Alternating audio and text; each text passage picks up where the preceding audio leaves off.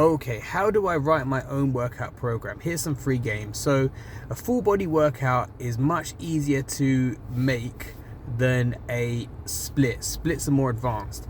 With a full body workout, you can't go too wrong.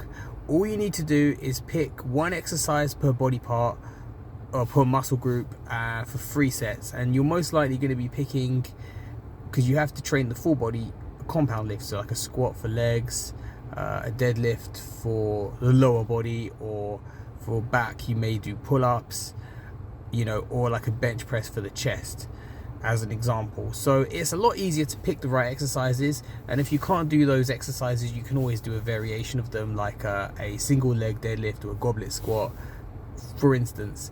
When you're looking at a split, it's very difficult, because where do you put, for example, a deadlift in a split? Do you put it for back? Do you put it for legs? It's difficult.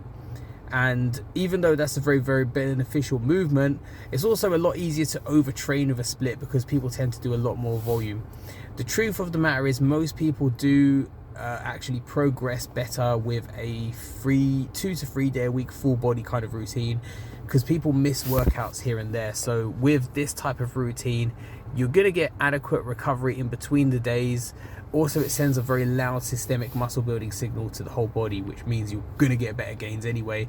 And if you miss a workout here or there, you can just pick right back up again, no big deal. All right, guys, so give that a go. Also, the next tip I'm going to give you guys is simply to change the rep ranges and slightly change some of the exercises every 3 weeks, and change the rest periods, because that's going to keep the body responding. After about 4 weeks, the body will adapt to a certain rep range and so on, and rest periods. So you want to keep it responding by staying ahead of the curve once every 3 weeks. Employ these principles and you can get yourself a very effective full body workout routine. You can sprinkle all the isolation work towards the end of the workout. I usually typically pick about 2 sets for the isolation exercises, like the biceps, triceps. Then you've got like calves, abs and so on, and traps if you want to do shrugs.